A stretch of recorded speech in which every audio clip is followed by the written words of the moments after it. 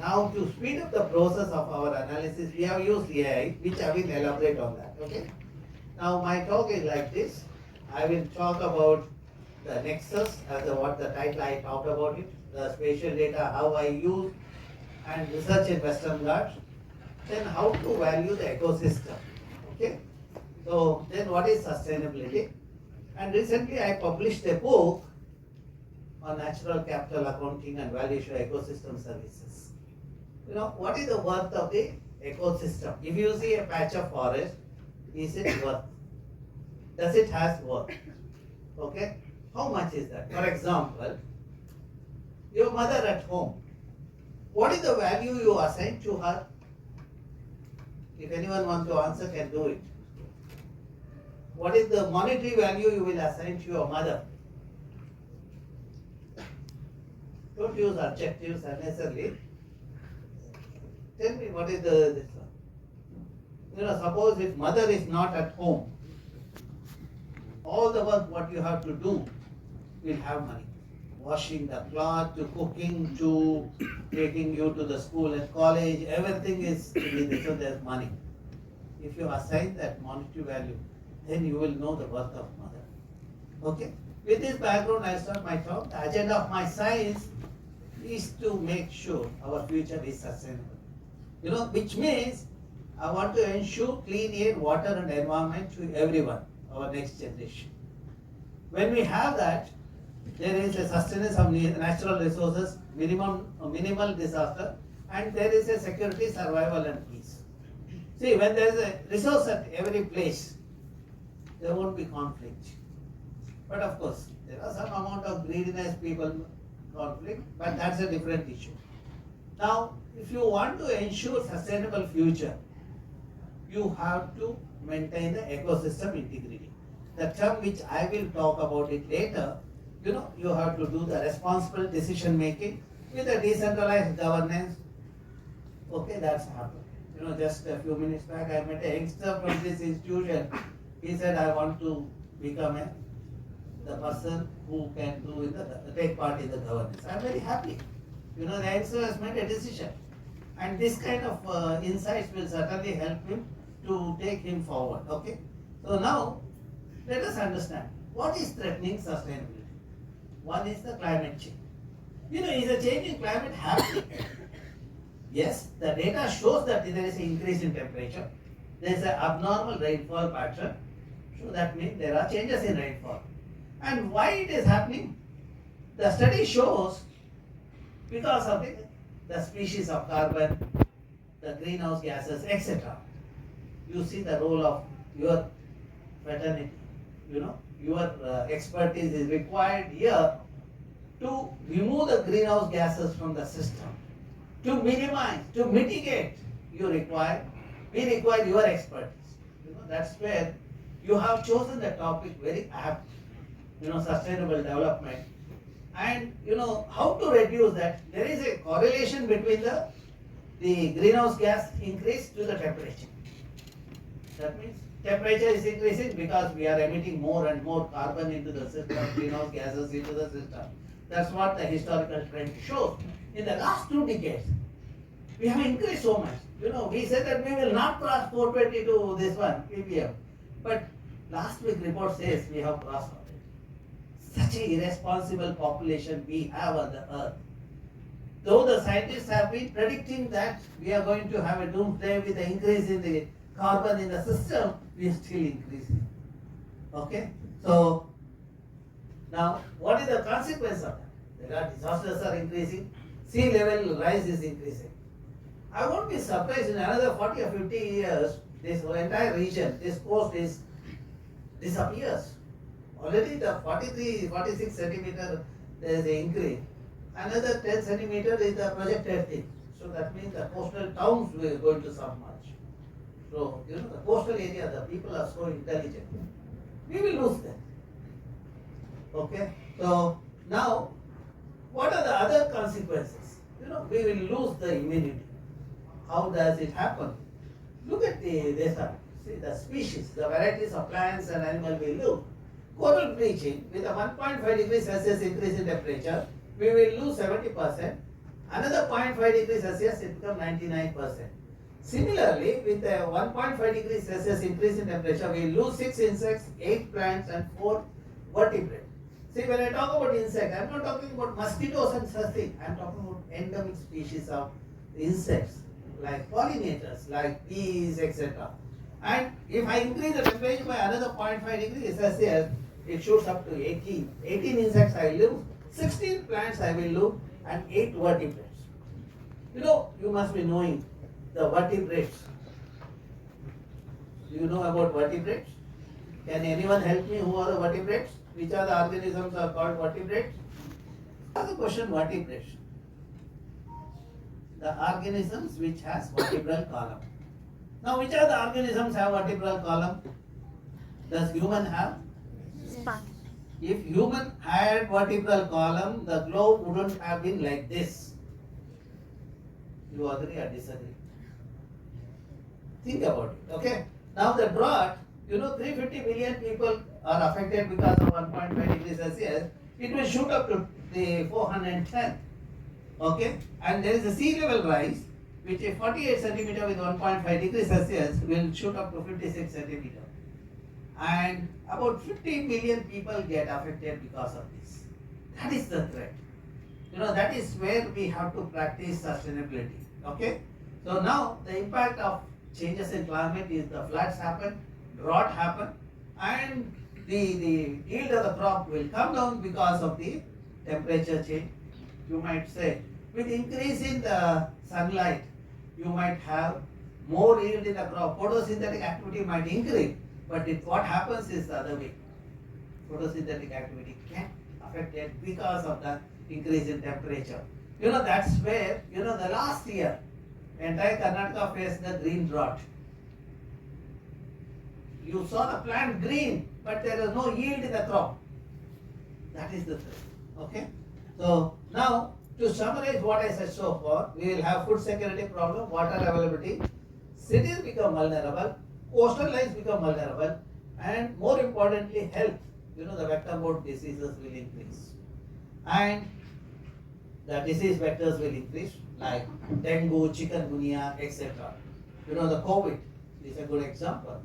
Okay, so you will have a problem. That's where you saw that Kerala, with the increase in temperature, you see every time when there is a vector-borne disease, first instance is from Kerala. And the rainfall pattern will change. We have floods, landslides, etc. And of course, you must have read cloud burst. Very often in cloud burst happening in Jammu Kashmir, Uttarakhand. It clearly shows we are not managing the system properly. Okay? So now, if you want to manage, what is the best way to do it? I always teach the children with a simple example. Let us look at the food chain.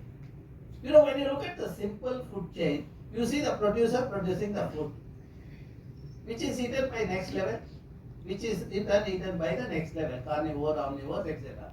And whatever is left in the system gets converted into elemental form by bacteria and fungi. That's why when you look at the nature, there is nothing called waste. Okay? So where do you see waste? You will see waste where waste people are. Who are these waste people? You will see the next slide. Okay? I talked about it in the morning. See, people like us, the sensible people, will not use this kind of stuff in the system.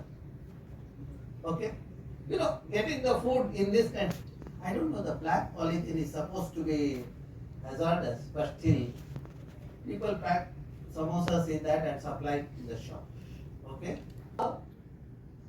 See, now the prediction also shows we are creating the mountains of the plastic.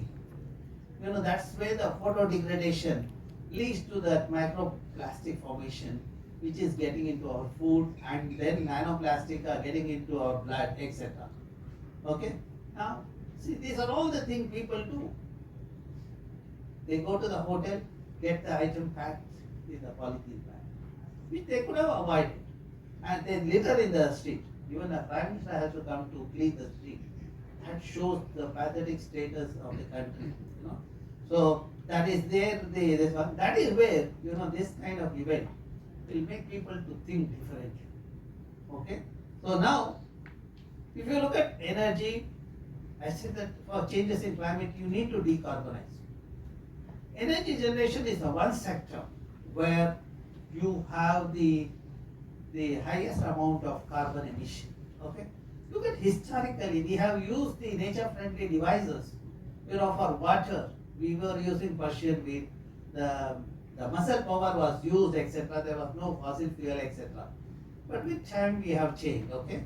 So now let's look at the energy consumption in the country. You know, one of the parameters people talk about the prosperity of the country is the per capita consumption.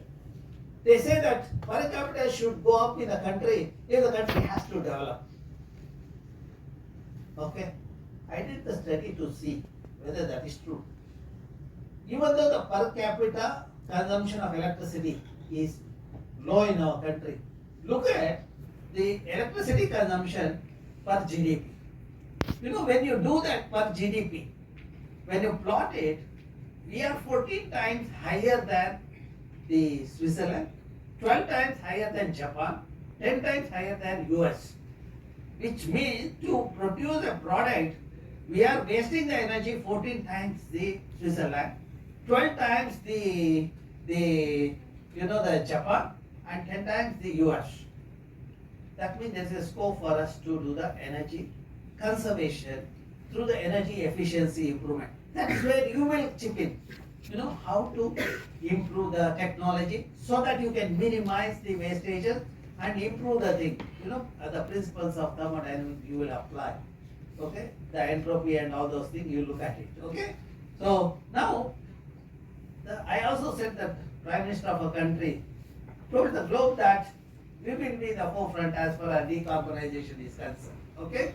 So now, we looked at the renewable sources of energy, the scope for renewable energy, the solar. You know, this when we were working, at the time there were critics, they told me that I am wasting my time. There is no scope for solar energy in our country because they said that 120 days is a cloudy. You know, then when I did the mapping of solar potential, I found that majority part of our country is rich in solar energy. As the youth of our country, we also have enough solar energy. So even the Ladakh has the highest solar energy. So, and when we look at the availability month-wise, you see only in 1 month you have this one. That is during the July, the peak monsoon period. That means solar is a viable alternative, and that's where we published this article in a good journal. Okay? Then we looked at the wind. When the solar is weak, wind is at the peak. That means integrating the solar and wind, you have solved the problem, hybridization, you have solved the energy problem. So then we mapped that for the entire country, solar and wind, and you know this report we submitted to the Government of India 2009. And Government of India came up with the solar programs in a big way. You know, today we have Solar Alliance and a lot of work is happening in that sector. Okay, so then these are the technologies which were started. You know, solar water heater, the PV cells, etc. Even today, this is a challenge. Improving the efficiency of PV cells and coming up with appropriate material is again a challenge. You know, these are the gap areas. You can take it up and see that whether you can do something. Okay, so then when you look at solar energy, if you come to my lab, above my lab we have the PV cells. My lab energy requirement is met by the solar. We don't depend too much on the grid. Okay, now let's move to the next energy sector, the bioenergy. You know, whatever said and done, in a region like this, still people use the biostoves. You know, chulas are being used. You know, traditional chula, the requirement of the fuel wood is very high. We improved that the design based on the principles of convection, conduction, radiation. You know, that is known as Astra Valley, which is designed by IISC, which is quite popular in the country. Okay, and then biomass gasification. These are the technologies our institute improving. Okay, And then we looked at what is the resource available in the country. If you have forest, you have the biofuel. When we did the study, the forests are declining in a district, Uttar Kannada district. Okay, and you see the Uttar Kannada district in 1973 has the greenery throughout the thing, 69%, and now it's only 29%. That means we are losing the bioresources also. Losing the forest also has the effect on the availability of the fuel. That is the fuel used by the common man, because that is freely available resources people use. Okay, so then we did the mapping at the entire the Uttar Kannada at a village level to find out which villages there are scarcity of the resource, so that the planner can plan to meet that the short supply of the resource. On an average, the people, when we did the survey of 2,500 households, 85% of the people depend on the fuel wood in the district of Uttar Kannada, Dakshin Kannada, and Shivamogga. That is one of the reasons. You might say Ujjwala program is there. Ujjwala is only a decorative piece.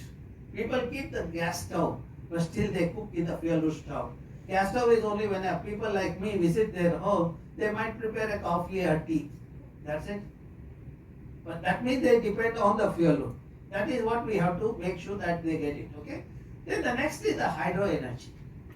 Hydro energy involves the large scale removal of the forest. Now let us understand why forests are required. Forests regulate the flows, and forests also help in retaining the water. Okay, I'll demonstrate that in the next part of my talk. And also the binding effect of the tree roots will ensure that no landslide happens in the region. Okay, then there is a groundwater recharge. Okay, now in the district of Uttar Kannada district, you see that is a land of rivers and streams.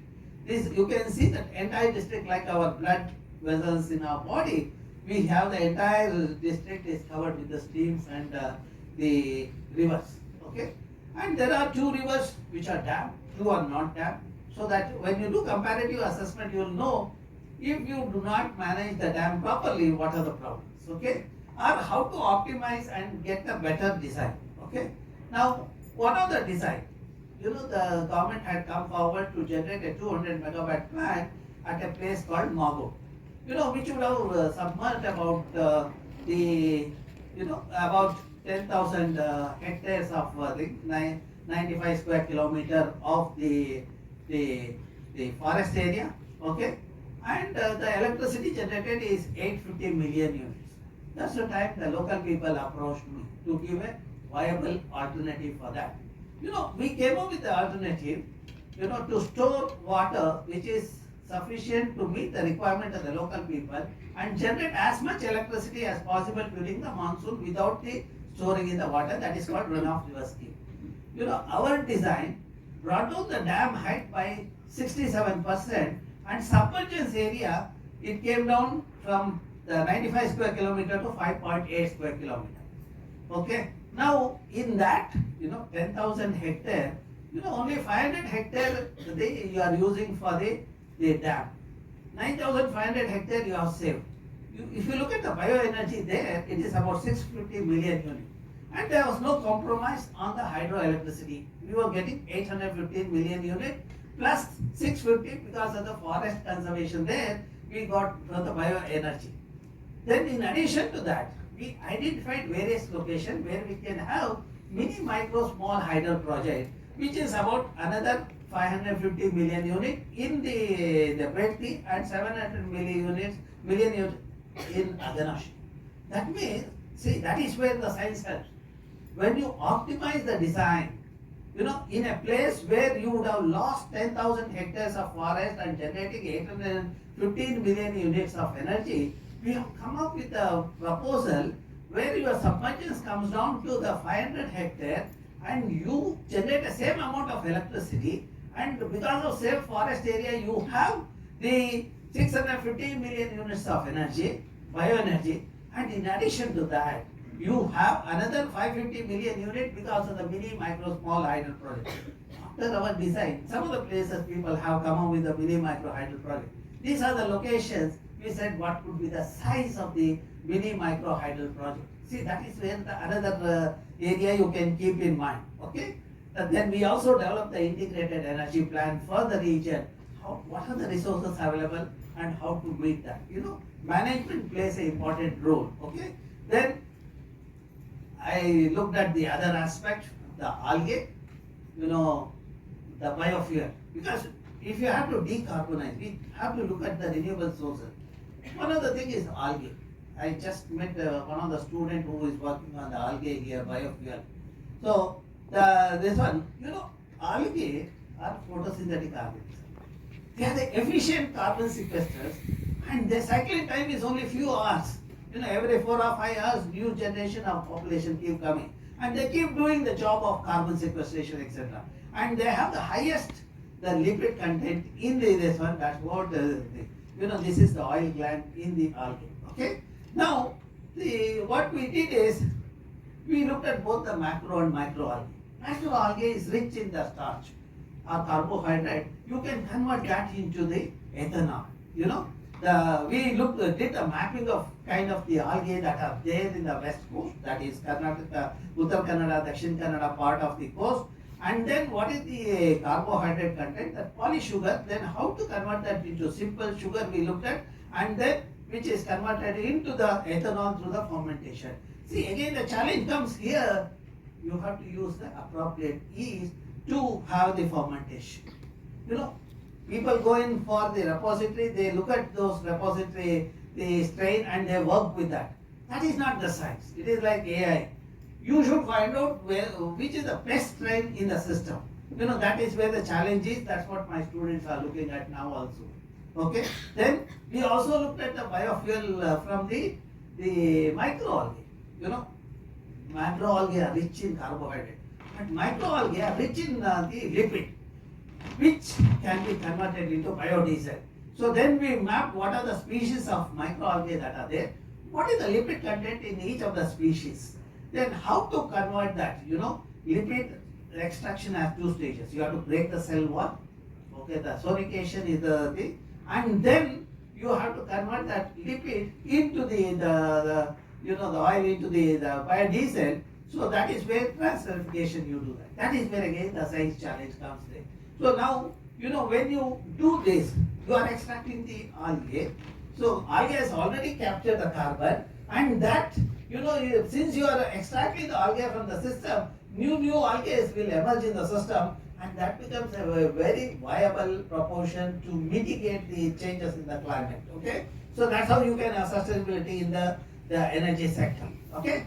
Now let me take you to the next part, environment. You all know that we have only one earth. So that earth, as per the literature, scripture says 8 to 12 million species are there. When I say the species, the varieties of plants and animals. Okay. So now as per the science, we have estimated about 1.3 million species are there. Okay. Out of 1.3 million species, we have understood the biochemical composition of about 15% of 1.5 million. Even before we understand the remaining 85%, we are losing those species. Those have the medicinal properties. Understanding the biochemical composition of the species is also equally important. Okay.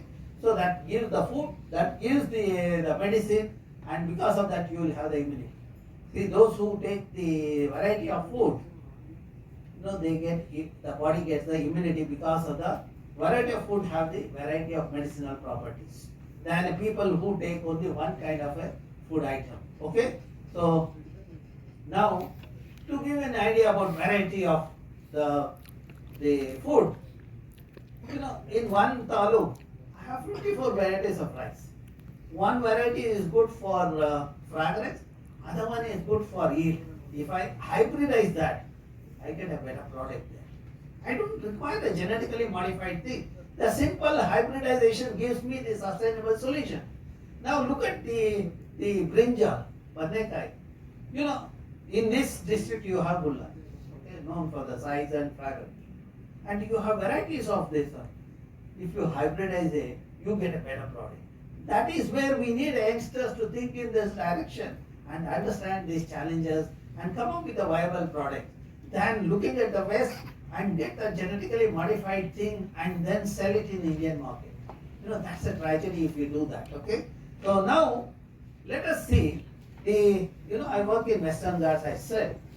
For me, my study region starts from Kerala, ends up with Gujarat. That is the, backbone of South India. And now when you look at the number of species on the earth, latitudinally, when you map the number of species, you will find that number of species are higher at the latitude 8 to 14 degree. 8 to 14 degree latitude corresponds to Kerala, Karnataka, Tamil Nadu, Goa part of Western Ghats. That means some of us have inherited such a high, rich in diversity. It's our job to protect that and give it to our children so that they can enjoy the same benefit what we have enjoyed. When we come to this region, there are traditional food. If you eat pizza, you will not get the health benefit. See, you should go to the traditional place. If you eat patarade become made out of colocasia, that has a different this one. That's why you need to understand that. Pizza is available in all the junk centers, in urban centers. There's no need to eat the pizza in the places like this, where the healthy food is made out of bulla or the colocasia, etc. Okay? So now, we understood which part of the earth has the highest number of plants and animal varieties, that is at 8 to 14 degree latitude, which we have to maintain. To maintain that, my approach is that ecosystem approach. You maintain the physical and chemical integrity, then the species that occur will continue to be there. Physical means don't alter that. Chemical integrity, don't pollute it. You should not alter the chemical integrity of the system. Then, when you change the water quality of the river, the species that are there will be taken over by invasive species. You will see the more of the invasive plants and animals, etc. Okay? Now, to conserve this region, I use the technology, the data. We learned the satellites way back in 70s. From 70s, every 21 or 30 days interval, we get a picture of the Earth. Now, that huge data, along with the Survey of India topographic map and other collateral data, we do the analysis. This is of course, we use the artificial intelligence and machine learning algorithm. Earlier to analyze one district, it used to take about 6 to 8 months for me. Today, because of machine learning algorithms, my students have done the entire Western Ghats analysis in 6 months. But before that, I have made them to analyze one district thoroughly.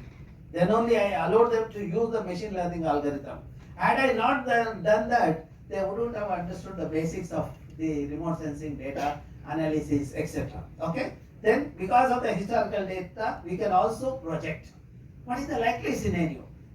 We use the Markov, CA Markov, and the fuzzy algorithm to do the projection. Okay? Now, we have done the analysis of the entire Western Ghats, which shows that 1985 to 2018 or 19, there is a decline in grain. Means we are losing forest. Not only forest we are losing, we are also fragmenting the forest. This is a dangerous thing. This is where we use the big data. Huge data is available. To analyze that data, you require some help. That's where the artificial intelligence helps. Okay? So now, we also predicted what is the likely scenario. Our study shows the Western Ghats will have only 10% under evergreen forests and only 18% under forest category. As per the government of India now, we are supposed to have 33% green cover. But what we have is 18%. Now, this decline in the forest cover, what is the likely implication?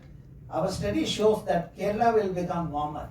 Already it has increased by 1.5 degrees Celsius. That's why when COVID was reported, 2021, I had come to Mahe to deliver a keynote address. That evening when I was going to the airport, lockout was announced. That has become a memorable day in my life. Fortunately, the flight took me to the Bangalore, and from reaching home was a difficult day, but that was a day. So, why I brought that thing is, earlier to the COVID happening in the country, it was Kerala, it was reported, COVID. Okay? Now, the other thing is the rainfall pattern will change in rainfall, and rain which was supposed to spread across a few weeks or few months will come in few days. That means you will have high intensity rainfall. When you have high intensity rainfall, you will have landslides and mudslides. That's what, in 2019, 18, we published an article. I had written a paragraph saying that with this kind of changes, we will have more landslides and mudslides in Karnataka and Kerala. 2019, rain happens, high intensity rainfall, landslide happens in Madikeri. This article people started referring to say that, oh, you have predicted long back, but I said, we predicted, as a scientist, we gave a weapon to you to think, but you didn't use the weapon, and that's why we lost the people. And Kerala last year, why not, we had a disaster because of the high intensity rainfall. Entire village was washed away, 150 families were washed away in Kerala. That is the region, is the thick forest in Western Ghats. The tea planters, the planters who have the habit of cutting the tree and then create a tea plantation, they hide the people who are experts in cutting trees in Kerala. And those people came to Wayanad, they cut the trees, converted that patch of forest into the tea plantation. And they were given job in those plantations, they stayed there only. When this landslide happened, that entire community of 150 families washed away in the thing. Look at that tragedy. We lost talented people in that. Okay? Now, the people who are responsible for that, all those planters are sitting in Bangalore, Mumbai, or the Hyderabad like that. Okay? Now, let us see what is the service provided by the ecosystem. Okay? The forest, when you look at it, during photosynthesis, the vegetation in the forest sequesters the carbon. How much carbon that stores? You all have studied photosynthesis. And carbon sequestration happens. That's how we have oxygen because of that. Okay? Now, how much carbon that is there in the trees? If you can map that, you can map that by measuring the above ground biomass, below ground biomass. 50% above ground and below ground biomass is the carbon.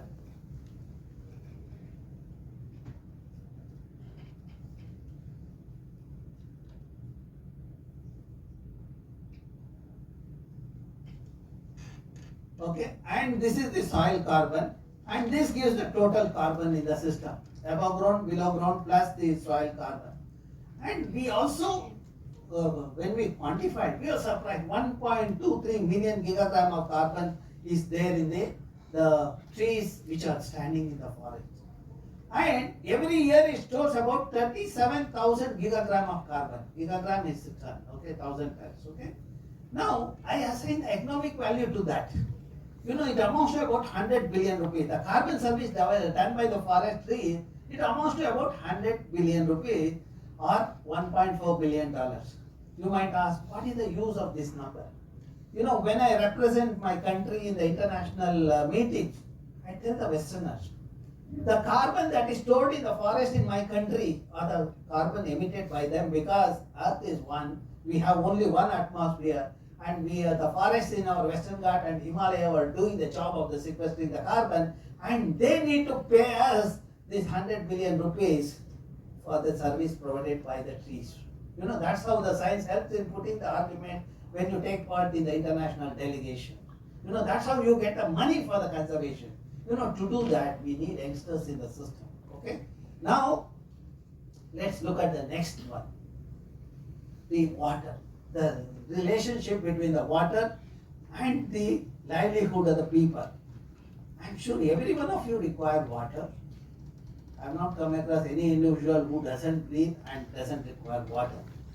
That is given by the trees in my forest. If you don't have vegetation, you will not have oxygen, nor you will have water. However arrogant a person is there, he cannot lead a life without water in his on his table. Okay? So now, I'll give a picture of the two photographs.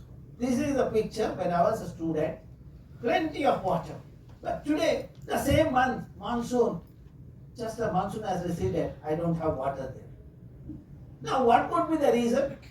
Here I see vegetation, there is no vegetation. It could be the another reason. I cannot show the photograph and do my science. I should quantitatively explain this. So that's where we did the study in a river basin. my publication gives the 4 river basin across the Western Ghat. What are the river basin? I will take it up. This is Sharavati river basin. It originates at Ambutirtha, traverses 128 kilometers, joins the Arabian Sea. When you look at the river, it is not this blue line alone is a river. It has a catchment. The health of the catchment decides the water availability in the river. Now, in this river, what is the change we did? We constructed a dam. Because of that, there was a reservoir. When we constructed a reservoir, the water spread, there were 179 villages which got submerged. And villages were forcefully evicted and they were dumped in the dry belt. And these farmers were all practicing wet cultivation. And they were put in a dry area. What did they do? They just waited for this reservoir work to be completed. They came to this region. After reservoir work is completed, they came to this region, converted forest into agricultural land. And today it is a barren area. Now when you do use the remote sensing data, you will see one part rich in green, other part more of yellow and maroon, which shows more of agriculture and barren area. Okay? Now, whether it has affected the rainfall, let us look at it. See, we have 125 years of rainfall data in our country. You just download the data. Divide it to 2 time period, 1901 to 1964 and 1965 to today. When you do the study, 1901 to 1964, this entire region was receiving the rainfall of 3,000 to 4,500. But after 65, this region continues to get 3,000 to 4,500, but this region started getting the 1,700 to 1,900 millimeter. Now you look at the region cover, wherever forests are there, rainfall continues to be the same. Wherever forest is remote, rainfall has disappeared, has reduced by 50%. That part we have a degraded land, other part we have a dense forest. This establishes the link between the forest and the rainfall. Now, it is not that how much rainfall you get, but how long the water will be in your well or in your water body decides your fate. To study that, what we did is we did a hydrological investigation. We put the sensors in the underlying layers, under the ground, we put the sensors, to find out how much water gets infiltrated when it rains, if the catchment has a vegetation cover, if the catchment has urban area, if the catchment has a plantation like rubber, acacia, etc., or if the catchment has the agricultural land. Wherever forests are there, forests are diverse. Because of the diverse forest, roots are diverse. Because roots are diverse, soil microorganisms are abundant and diverse. Because soil microorganism is abundant and diverse, soil is porous or permeable. It allows the water to percolate. Water percolate, it fills this zone, groundwater zone, then it fills the Vado zone. That is how the water gets stored in this region for 4 months. Okay? Now, monsoon in Karnataka is for 4 months. After 4 months, the water that is stored here moves laterally to the water body for the next 4 months. During summer, the water that is stored here comes to the water body for the next 4 months in the summer. This we call it as base flow, this we call it as pipe flow. You have water in your water body 12 months, provided you have done allowed the infiltration of the water. 4 months because of the monsoon rain, 4 months because of the pipe flow, 4 months because of the base flow. Now, when you urbanize the catchment, nothing gets in. That's where you see the water scarcity in the region. Okay, we did the mapping and we graded the water body as A, B, C, D. You see the A type are the 12 months water availability when the catchment is dominated by native species forest. When the catchment has the monoculture plantation of rubber, acacia, we have 6 to 8 months of water. When we degrade the catchment with a forest cover less than 30%, we have water only during the monsoon. Okay, to summarize what I said so far, this is the region you have 12 months water. Green is 8 months, yellow is 6 months, this is 4 months. Just overlay the vegetation cover. Wherever forests of native species are there, you have 12 months water. Wherever forests are fragmented, depending on scale of fragmentation, you have 8 to 6 months of water. And where forest is less than 30%, you have 4 months of water. Now you will ask me, how this help the people, their livelihood. Farmers in this region, since the water is available for 12 months, they can grow 3 crops or cash crops. And their earning is 1,54,000 rupees per acre per year. Whereas farmers in this region, since the water is available for the 4 months or 6 months, they can grow only one crop. Their earning is 32,000 rupees per acre per year. And another interesting thing what we noticed is the yield of the crop. Here, yield of the crop is almost double this region. That is because of the pollinators. The pollinators are abundant and they diverse because of that pollination is efficient. When pollination is efficient, your yield of the crop goes up. So that is what is happening in the region where forests are there. Whereas in the region where forests are not there, yield is only half of that. Okay. Now, if you want the higher yield of the crop and the sun, you need to maintain the forest integrity.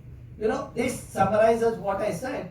Here about the 70 to 72% of rainfall get infiltrated where forests are there. Here only 28% get infiltrated. We looked at the demand of the water. The water is required for agriculture, horticulture and livestock rearing, etc. You see in this region where forests are there, demand for water is higher, but there is enough water because availability is much higher than the demand. Whereas in this region where we converted forest in the name of development, we have demand, but there is not enough water. That is the problem. That is what I published this in the Current Science in 2020 about this. Till then people are saying wherever trees are there, because evapotranspiration we lose the water. But we disproved that theory for the first time. Okay, of course this paper has a higher citation also. Now look at the biodiversity. You see that this gives the various animals like sloth bear, tiger, etc. They all are there where water is there for 12 months. Where water is not there for 12 months, I saw only 2-legged animals. So now you can see where 4-legged and 2-legged animals occur. Okay. Now in one of the stream, I come across the species of the 2 species of fish. We named it. This is a new species. Okay. Cistura nagodiensis, Cistura sharadiensis. It has a medicinal property. It can be used for curing the bronchitis, the asthma disease. Okay. When I came to know that it has a medicinal property, I thought let me culture it in my lab. If I succeed that, I can become a billionaire. I took the specimen from Western Ghats, cultured in my lab. But none of the species, the specimens had the medicinal properties like Bangaloreans. So that means for the organism to have medicinal property, it has to be in its habitat. In its habitat to grow, water should be there 12 months. For water to be there 12 months, the surrounding forest area should be there. That is the insight I got from the study. Now, we will learn another, we'll take another example, understand. If there is a warming of the earth, if there is no water on the earth, who will survive? I am sure I will not survive, neither none of you will survive. That means no humans will survive on the earth. Then we were curious, in one of the dry region, we come across the frog, the young frogs were there. The frogs we call them as amphibian because that has a 2 stages in the life cycle. The first stage is a juvenile stage or a tadpole stage which is in the water. Next stage is other stage which is on the land. Because of the 2 stages requirement in the life cycle, we call them as amphibians. Now if there is no water, what will happen to tadpole? It cannot survive. But we saw the younger one there. When we saw the younger ones, we saw the fertilization egg happen. And after 14 days, we saw the younger ones were moving without a tadpole stage. Then we collected the fertilized egg, we took it to our lab and we monitored for 14 days. We saw that this organism has learned to bypass the tadpole stage. That? With this one, however intelligent we are with natural intelligence or artificial intelligence, we will not be able to survive without water. Okay? But these animals have learned how to continue the progeny. Like in the morning I said, renewability is one of the concepts for sustainability. Unless there is a renewability in the system, you cannot think of the sustainability. Okay? So then, I will conclude the first part of my talk, give you an example here. You have seen Lord Shiva with the hair. Lord Shiva with the hair retains the Ganga because of that water flows into the earth. You have a lot to learn from that. As long as Mother Earth is covered with a green saree of native species, she retains the water and gives the water for all of us for 12 months. When we convert that green saree of native species into the synthetic saree with rubber, acacia, eucalyptus, you will have water only for 6 to 8 months. When we degrade the catchment with a forest cover less than 30%, we will have water only during the 4 months. That's where understanding the relationship between the forest and water, our elders protected the patch of the forest, they called it as Devara Kadu or sacred forest, etc. So now unfortunately even this, we are converting that into idols and idle land by the idle fellows, okay? So that is where we are losing them. So now, morning I talked about a lady who taught me the sustainability. This is the lady. She was collecting one basket of bivalves. Not collecting the thing. She said that if I don't collect the second basket, I have kept the resources for tomorrow. That means don't do the over harvesting. But we humans, what we do, we think of ourselves, our unborn great grandchildren also, we amass the wealth. That is where we have the unsustainable path has led to the tragedy in the system. Okay? So now, if you want to conserve this region, one way is doing the science. How will you take it to the decision making? Okay? That's where we thought that we need to have a decision support system. We integrated all those the parameters which are crucial for the conservation. We divided Western Ghats into 5 minutes by 5 minutes grid or 9 kilometer by 9 kilometer.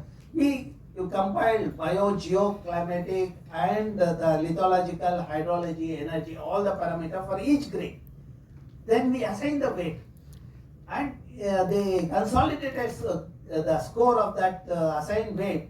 We graded that region into 4 levels: ESR 1, ESR 2, ESR 3, ESR 4. ESR 1 is ecologically sensitive, the region 1. Okay. So now, how did we do? We divided Western Ghat into 5 minutes by 5 minutes grid. In each grid, we found out what is the forest cover. Higher the forest cover, high is the weight. Lower the forest cover, you give the low weight. Okay. Then you look at the animal distribution and plant distribution. Depending on their occurrence, you assign the weight. Okay. Then carbon. Okay.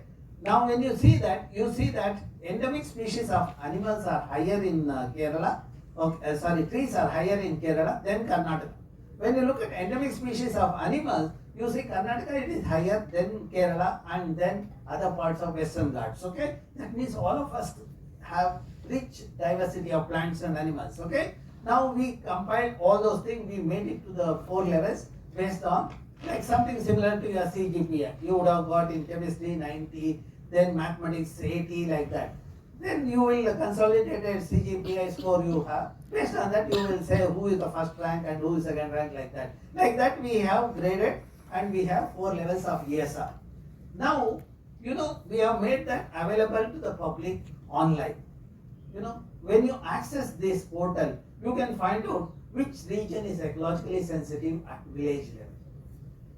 When Madhav Gadgil committee report and Kasrangan committee report talked about ecologically sensitive region, the Supreme Court asked the state government to give the list of the villages that are ecologically sensitive.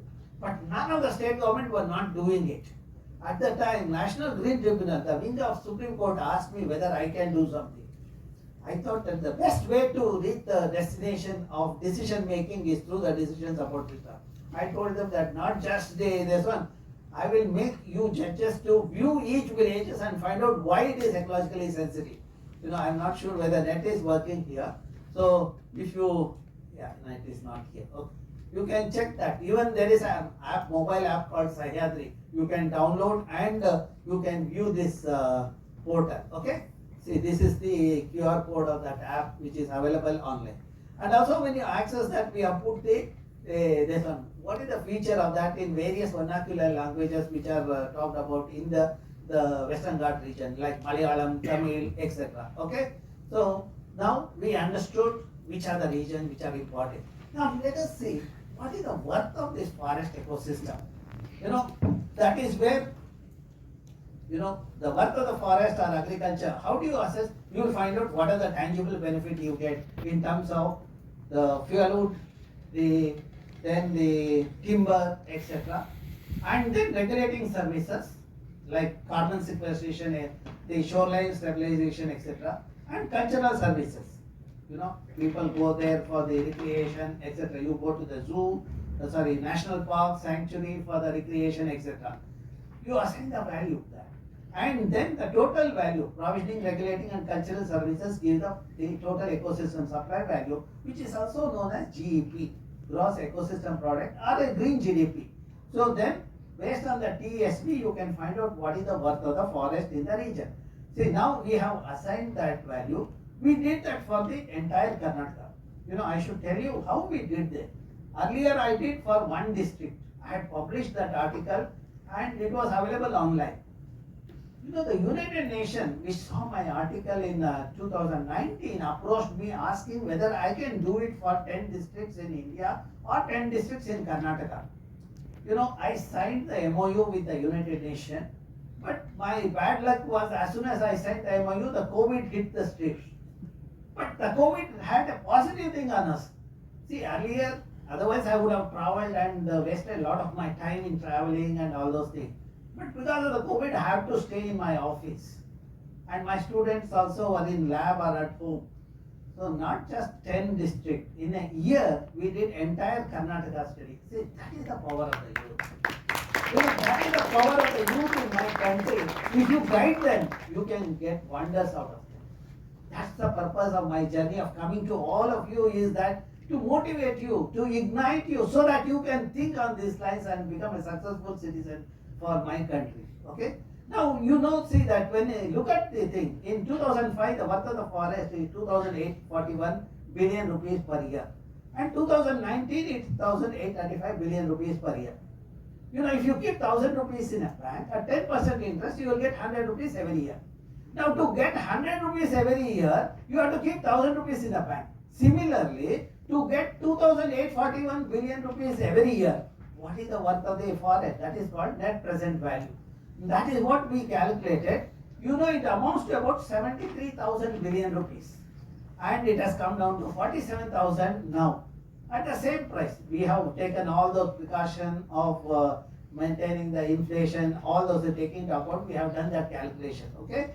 So that means there is a 35% decline in the worth of the forest, which is proportional to the 35% decline in the forest cover in our state. In one of the meetings in the Vidhan Sabha, I told the Chief Minister, I have lost the worth of the forest to amount to this. Whoever the officers who have managed this forest over the last 4 decades, please ask them to pay this. Otherwise, don't pay them attention. When we make them accountable, no forest land will get deteriorated in our country. That is where lack of accountability is leading to all these problems. If there is a pollution, make the pollution control board fellows responsible for that. Take action on that. Things will work. Then you will have clean air, clean water, etc. Okay? Now with this, let me take you to the Bangalore. Bangalore, you all know. Some of you want to come to Bangalore. So you will see how the city was. Okay? This is an undulating terrain. This is the highest point. My campus is located at this highest point. We are not just number 1 in the country academically, one among the top 100 in the globe.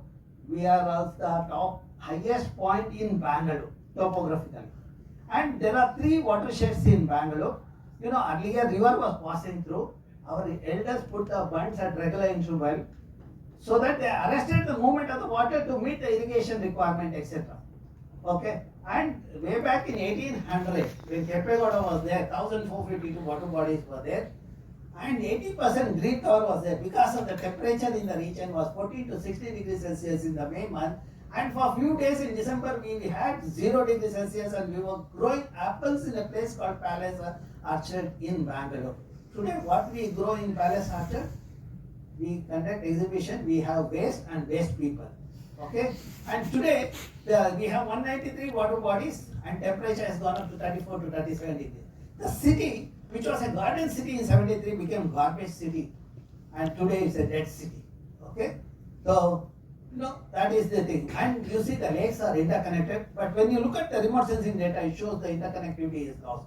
If you want to address the flooding problem in the city, my prescription is simple. Just maintain the connectivity among the lake. The water will flow. the flooding will not happen. Okay? So now, that is where the lakes come to the picture. Why do we need the lake? For water security, then sequester the carbon, the food security, and then secured health, and it resilient to changes in climate. Okay? Now I will explain with an example. See, we developed the decision support system called Bangalore Lake Information System. Today afternoon I am addressing the civil student on that topic. Those who are interested can come to the civil engineering department also. See, my students have a distinction of monitoring all the lakes in Bangalore. 193 lakes of the 216 lakes we have monitored. I felt that I should make this available to the public. That's where we developed the decision support system. You can select the lake, you can find out what is the water quality, what kind of algae is there, what kind of zooplankton, what kind of fish is there, and what is the encroachment of the lake, and what is the ecosystem worth of the lake. All those things we have put it so that people can take a call on that lake. Okay? So then let's understand why lakes are required. See, our study shows when the lakes were there, people were getting the water in their wells at less than 100 feet. After removing the lake in 5 years, it went down to 600 feet. And today people have gone down 1800 feet, there is no water in that region. You might ask, if I put the lake back in the place, will it solve the problem? See, Saraki Lake recently was rejuvenated. I was a member of the committee. Within a year of rejuvenation of the lake with the Saraki Lake, groundwater table went up by 320 feet within a year. And last year, when entire Bangalore was facing water crisis, that is 4 years of my rejuvenation of Saraki Lake, Saraki Lake had enough water, and because of enough water and high moisture content, temperature in Saraki Lake was at least 2 to 3 degrees lower than that. Whereas other parts of Bangalore was facing severe water crisis and heat wave, whereas Saraki Lake didn't have that. That means that is the answer to address the heat wave problem as well as the water requirement in the region. Okay? Now, let us look at what is the worth of the lake. When the lake is not polluted, like Rachinhalli, Jakpur Lake, etc., people are getting the goods in the form of fish, fodder, etc., to about 10,500 rupees per hectare per day. When we pollute the lake, 20 rupees per day per hectare. You all know what is pollution. You are altering the integrity, chemical integrity of the thing by discharging the sewage, industrial effluent, etc. So that is where, see that this one. Now who are the people get affected? When the lake was clean, fishermen, washerwomen, all are benefited. And people like me who do science. When the lake is polluted, who are the people? We are all affected. Okay? That's how the below poverty level people get affected when the lakes are abused or polluted in the system. Okay? Now, how the lakes are getting disappeared or quality has come down? First is an irresponsible urbanization. Look at the way the Bangalore has changed. Green, 68% green cover in the city in the 70s. Red is only 8%. Red is building. Blue is water body, yellow is open space. 1973, the city was a garden city, aptly known as the pensioners' paradise. 92, with industries coming up in the Pini and Kormangla, we see changes happening. Then IT-BT sector came up in the outskirts, we see changes happening. Then intensification started happening, further intensification. Now today, if you look at, see, 2021, you see the region has oxygen deficiency. There are instances in Bangalore, people using oxygen cylinder. The garden city with abundant oxygen, today we have to use oxygen cylinder. Okay? And you see that how the greenery has changed. That is where, there has been 1,055% increase in the built up area, and there is 88% loss in vegetation and 79% loss of water bodies. Okay? So that is where how the increase has happened. You see the red area, the less than 10% in 70s has become 77%. Okay? Now we developed this decision support system to make the people, decision maker, know what is happening. Last year when entire Bangalore was facing a water crisis, this website became quite popular. There are a lot of interviews happened. I had given my interviews also. My interviews never crossed 50,000 views. But some fellow, some youngster who copied this picture, developed this one in Hindi. I saw the number of views is about 8 lakhs or 9 lakhs. So don't tell me copy paste has its value. But I told my student, don't worry, if somebody asks him to explain the process, he will not be able to do that, okay? Okay, now let me take how many trees are there in Bangalore, okay? This is my campus, IISC campus. We use the GPS, Global Position System, to map the trees, and my student knew how to identify. Because of that, we knew what kind of trees are there. And we linked that with the remote sensing data. This exercise, we did it in couple of hours. Then, using remote sensing data of entire Bangalore, with the knowledge of training data, we did the classification for entire Bangalore. We overlaid the ward boundaries. Now we know that number of trees in each ward, and since the ward has the population, we know number of trees per person.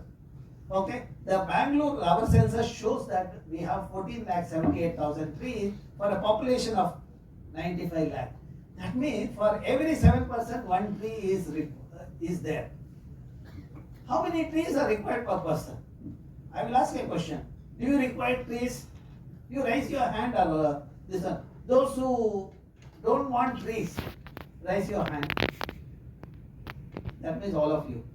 Why do you require trees? Oxygen. Oxygen, are you sure? Huh? Okay. Okay, next question. How many are not breathing?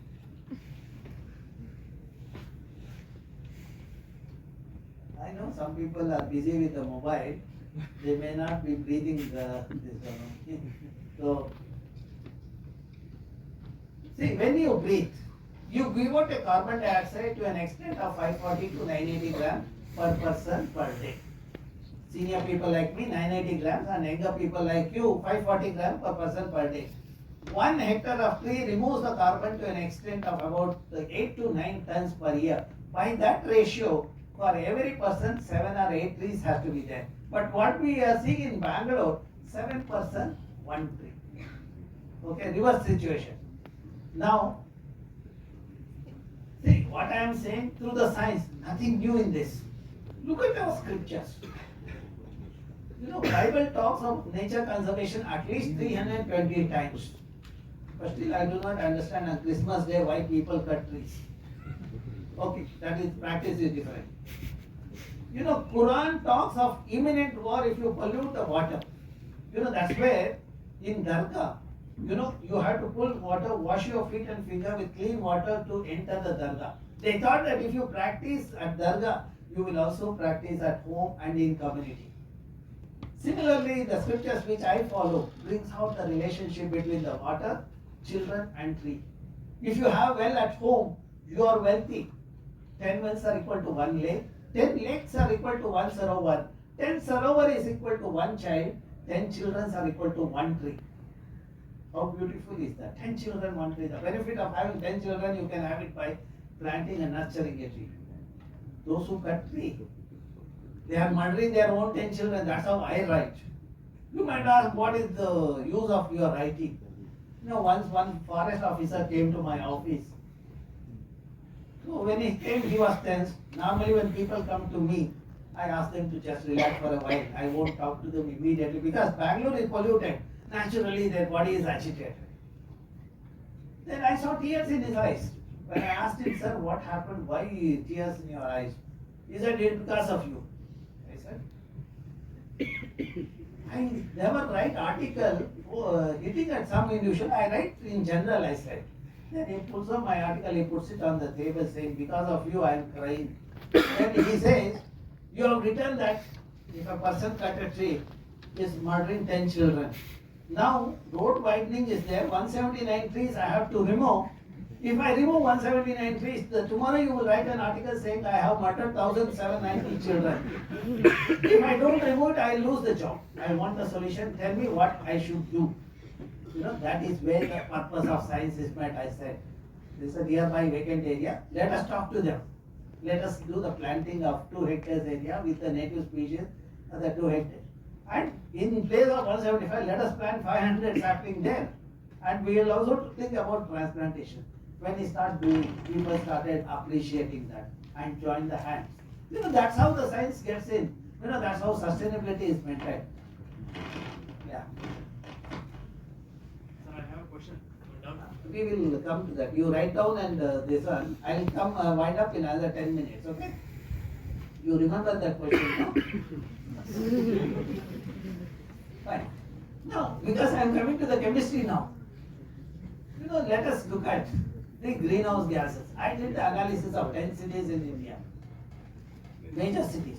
The cities where public transport is weak, we saw higher pollution from the transportation sector, as high as 54% from in Hyderabad and 46% in Bangalore. Okay, that means if you improve the public transport, you are bringing down the carbon footprint in the transportation sector. Otherwise, every fellow will travel in the two-wheeler or the four-wheeler. We can tell that 50% are two-wheelers in Bangalore. We can bring down with the improvement in the public transport, which has to be economical, secure for the women and children. So then, the economically viable also. Then you see that you are all students of engineering. For heaven's sake, don't ever do copy paste. The tragedy of copy paste, I will bring it out now. This architecture. It's beautiful, no? How many of you think it's beautiful? Raise your hand.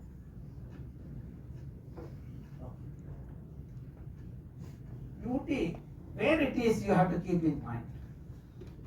This architecture is supposed to be for a colder climate or temperate climate, where, since it is cold outside, you have to conserve the heat inside the building so that you get the thermal comfort.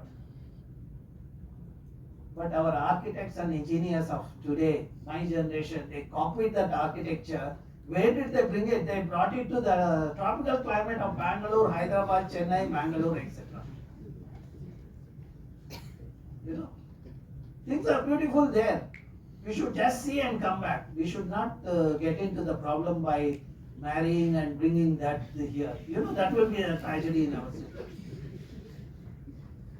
Now, but for a scientist like me, it gives a order to do the same. I just looked at what is the energy consumption in this building. In the normal building, electricity consumption is 700 units to 1200 units per person per year. In this glass fiber building, it is as high as 14,000 to 17,000 units per person per year.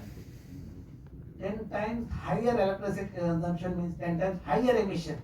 That means with unplanned urbanization, losing the ecosystem with an enhanced pollutant, we are making the earth more and more vulnerable to the warming and climate change. That's what.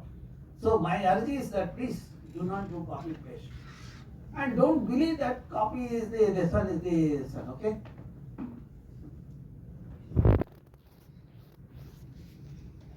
Now let's look at how the temperature in the city has changed. Okay?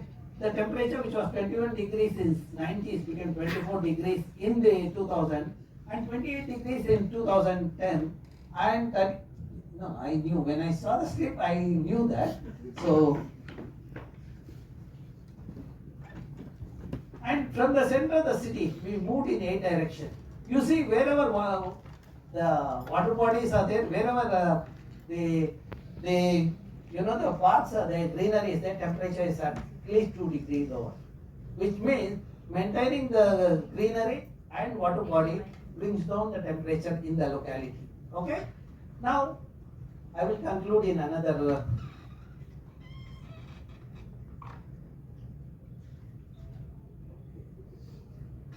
Now let us look at how the water body gets contaminated. People use water body to dump solid waste. They encroach and build lakeview apartment, and those who are away send it through the tanker, the industrial effluent and sewage. And of course, this lake receives generously the sewage from the city. When the lake is clean, it looks like this. When the lake is polluted, it looks like this. When the lake is contaminated, there is a profuse growth of invasive species. See, with the profuse growth of invasive species, there is no sunlight penetration. With the sunlight penetration, you will see the algae growth and no fish. That's how the worth of the lake come down from the 10,500 to the 20 rupees per hectare per day. Okay?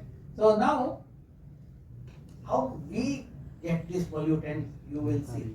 See, the people in the vicinity of the lake use this lake water to grow the vegetables like pudina, spinach, radish, etc. And fish in the lake also is used as a food. We collected all these food items, the fish, the vegetable, etc. We found heavy metal in all these things. You know, tragedy of heavy metal getting into our food is the cancer and kidney failures are increasing in the city. You know, Bangalore is number one as far as cancer is concerned. Kidney failure, which was 1 in 1 lakh about 12 years back, today is 1 in 5,000. You know, more and more children are losing the kidney. That is the thing. The youth are the asset of the nation. We should not pollute and lose the youth in the system. Okay? So that's where we pushed the government. Penandur and Vattur was taken up based on my recommendation. You know, we said two things. One is decontaminating the lake. That means silt which is accumulating in the lake has to be removed and arrest the contaminant entering the lake. How much silt is there in the lake we quantified. It's about 11 million cubic meter, and we found that Vattur lake silt didn't have any contaminant. We gave that silt to the 400-acre farmers. You know, when I visited those farmers, each farmer tells me they got additional benefit of 1.5 lakh rupees per acre per season. They grow twice a year. See, that is the worth. The silt in the lake was a burden for us. When we gave it to the farmers, it became a nutrient-rich soil so that they didn't use the fertilizer and their profit went up by 1.5 lakh. That's how you can do the science. Okay? Then, I am in the concluding part. How we have taken the science for the benefit of the society. You know, before that, how we have solved the God's problem. I will just narrate that and move to this one. You know, in Uttara Kannada there is Gokarna. There is a Koti Tirtha. Koti Tirtha, you know, that was smelling. The local youth wrote to me, and then myself, my student, we visited the place. We collected the water sample. We found that water sample was had an organic content. You know, people perform ritual, that rice balls, etc., they dispose it, which decay naturally. There is a smell because of that. You know, I cannot stop the practice of that. What I did was, I just had a meeting with the priest. We had an understanding. I told the priest, I will identify the place. I will call it as Vaikunta. People have to pay 25 rupees. Another place, Kailasa, 50 rupees. Okay? At that time, what these people have to do is they have to chant and collect the money. In the process, we have a revenue of 20 to 25,000 rupees per month, which we give it to the youth. The youth, you know, to the NGO. The NGO has hired 3 youth. Their job is to do the removal of these rice balls, give it to the cattle, you know, rice balls, banana, etc. Give it to the cattle in the Goshala, and they do the DVD. And in the meanwhile, I introduce the fish which eats the rice. So now the water body which was like this, you know, this water was used for Abhishek of Lord Shiva and Ganesha. Okay? After our intervention, water body looks like this. Now those gods, no, they are getting a clean water bath. Naturally, God must be happy, no? Look at my profile. After this work, no, my profile has gone up by many fold. So if you want to be successful, do something for the society which benefit. Don't do it for the sake of this one, for getting publicity. Okay? Automatically it will follow. Okay? Now, how you can solve the problem of the society?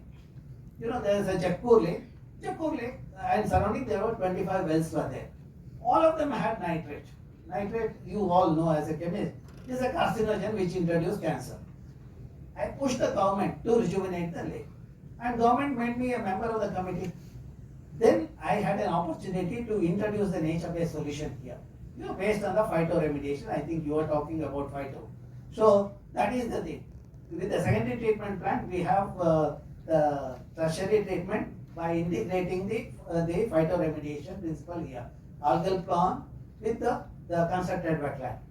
You know, it removes the nutrient to an extent of 85 to 95%. You know, in the process, today, after 25 years, surrounding the Jakpur Lake, there are about 300 wells are there. None of them have nitrate. At least I have a satisfaction of giving a science for the benefit of society by people not having nitrate as water in their this one, you know. That's how the science has reached the destination. And this is the publication that we have put online. You can download and you can view at it, okay. So then, see, this is the other thing, the water body. We have created a water body in the campus, which is also a lab for my student. Not only students are happy, even I have water in the campus. At one end I say Bangalore is dying, other end I am showing the green story. You know, if water is surviving, it must be getting its food. Because I don't feed fish to the otter, which is a voracious eater of fish.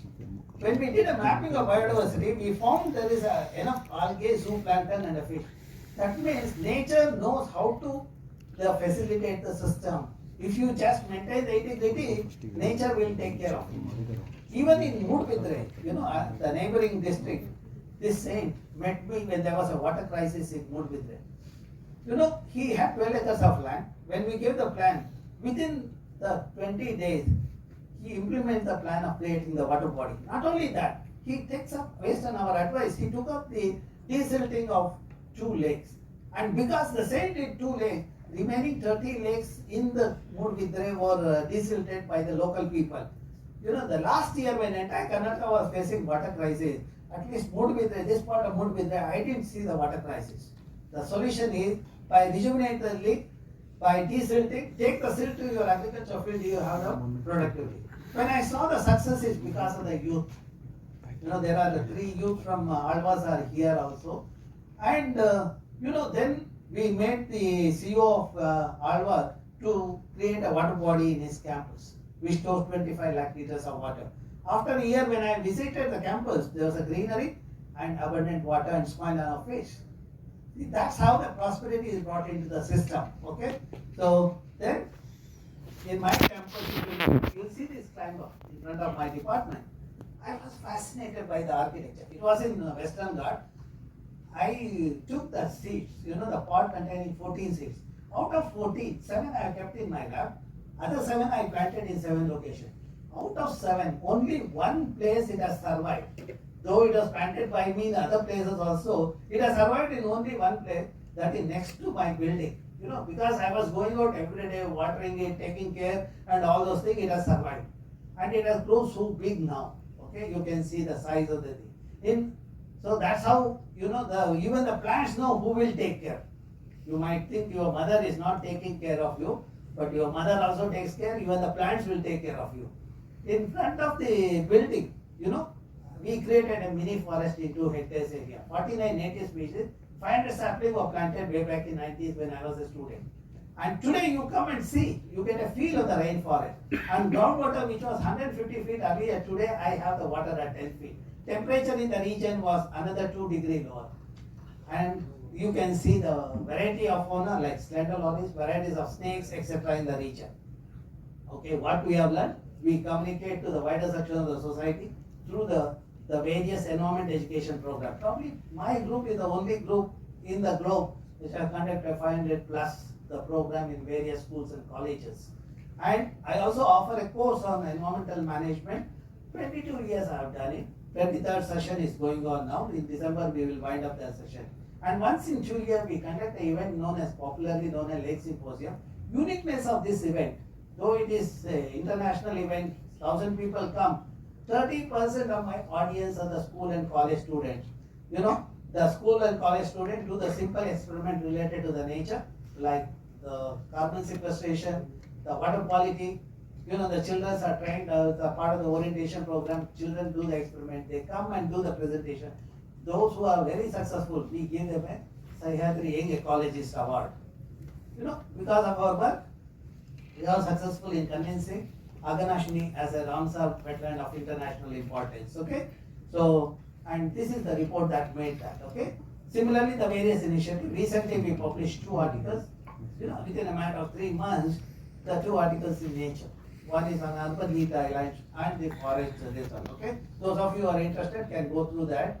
It's available in the public domain. Okay, see, the agenda of my science is to sow the seeds of knowledge in this young brain. Give them to the nation. They will be highly successful. Okay, and if you need more detail, these are the portals you get it. You can write to me at this email. I do not use mobile. Okay, so and the web page looks like this. When you access this, it looks like this, and all my publications are available archived at this web page. Okay, and also in YouTube you'll get my lecture, 15 minutes, and various languages also.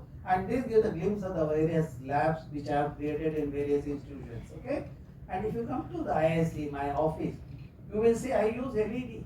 Above my lab, there is a solar panel and water body. What I drink and what electricity I use, I generate. So that is how the sustainability I practice. You know, generously engineers have, when they created building, they have given 360 watts of electricity bulbs in my room to illuminate my room. I replaced that with the 18 watts LED. 360 to 18, the ratio I use on average about 12 hours a day. You can see how much electricity I have saved in the whole process. Okay, that's how you can practice sustainability. And when the youngsters practice sustainability, there is a smile on everybody's face. Thank you very much.